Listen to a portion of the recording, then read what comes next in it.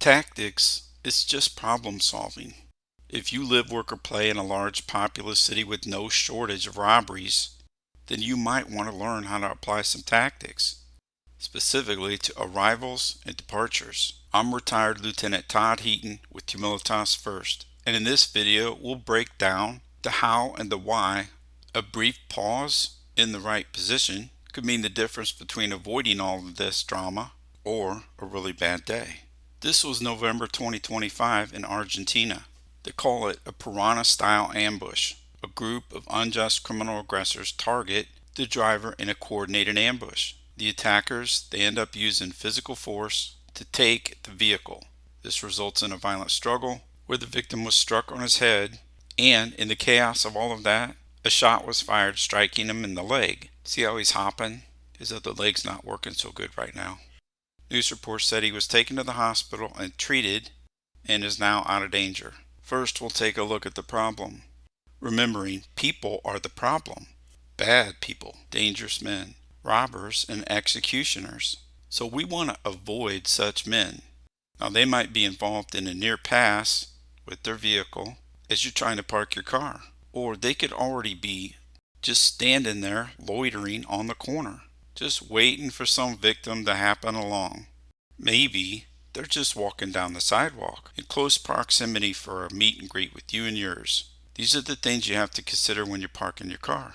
All of the examples I just gave you, they all have to do with proximity to people, criminals, and timing. Now, where do you think we're most likely going to encounter dangerous men? In high crime dangerous areas where there are a lot of violent crimes happening.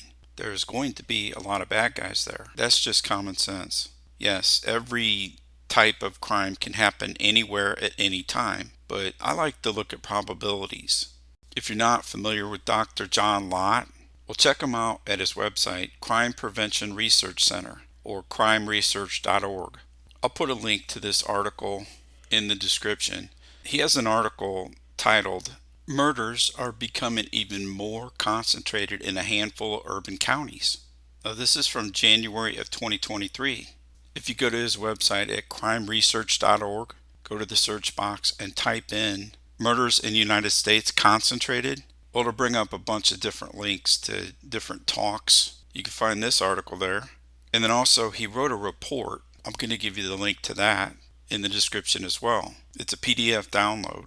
In some of the podcast links, he even talks about how this gets down to zip codes. There's a number of zip codes that are extremely dangerous. It's the place where a lot of people meet their end. This information is need to know, not merely nice to know. Let's take a look at the timing involved in this. Now, including the victim's car, we see 4 vehicles, all in really close proximity within the first 5 seconds. We're not going to see another vehicle move through this intersection until near the end of the video. Think about the timing of that. Cars in traffic, they tend to get bunched up. Why? Well, part of it is because people just want to go a little bit faster. Don't miss this point. If you can do something odd and unexpected here and avoid this whole scene, let this car either move past or take evasive actions, there's 45 seconds where nothing is happening. That's the time to get out and get moving to your destination. Parking your car, that's part of a transition, and it's out in the seam. The seams are where you're going to have problems, and you're going to have problems with people.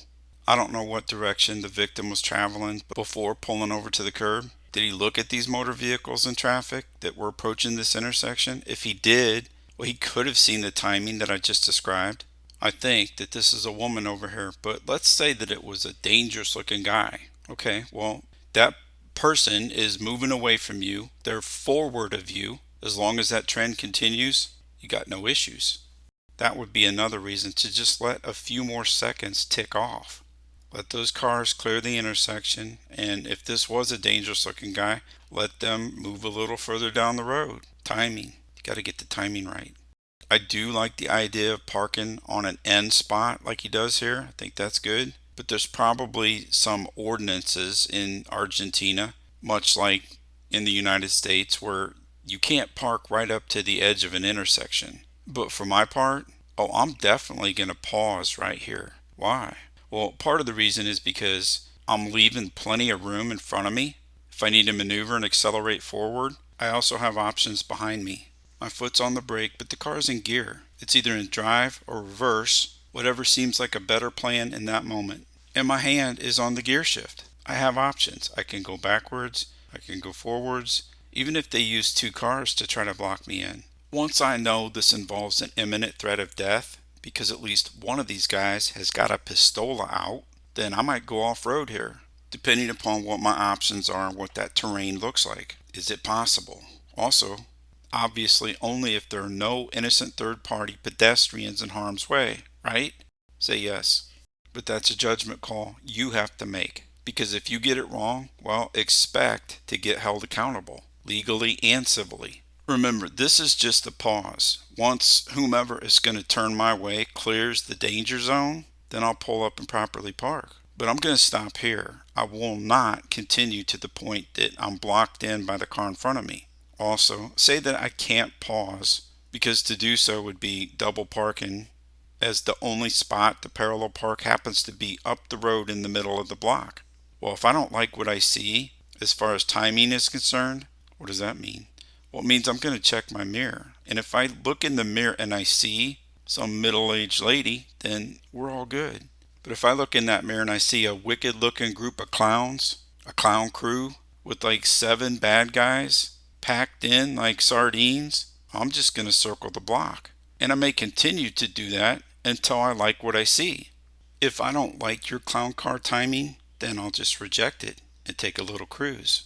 How many people were actually in that blue car? It's kind of a small car. Looked to me like there were maybe 6 plus a driver. That should be pretty easy to spot during the daytime.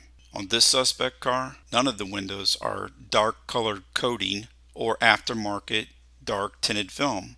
The next time that you're out driving around during the daylight and you stop at a stoplight or a stop sign with the vehicle directly behind you, just use your rear view mirror on your windshield to see how many people are in that vehicle or who's behind you. Is it male? Is it female? Are they young? Are they old? Based on my observations, for cars that have clear windows all the way around, well, you should be able to see pretty well.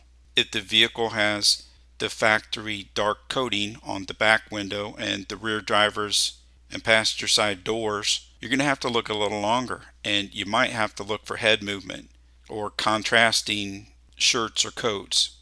In the United States, if they've added the aftermarket dark film to the front driver's and passenger side windows, well, you might not be able to see anything at all.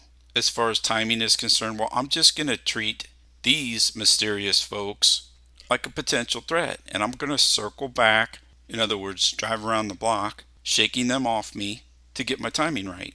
I'm not getting out in a position of vulnerability so that they can exploit it. I'm really kind of surprised the driver didn't see that the intended victim had boxed himself in and just pull over behind him. We see here the common opening of the doors before the cars even come to a complete stop, coupled with bad guys getting out while it's still moving. That's a pre-threat indicator. That's a cue. That's a tell.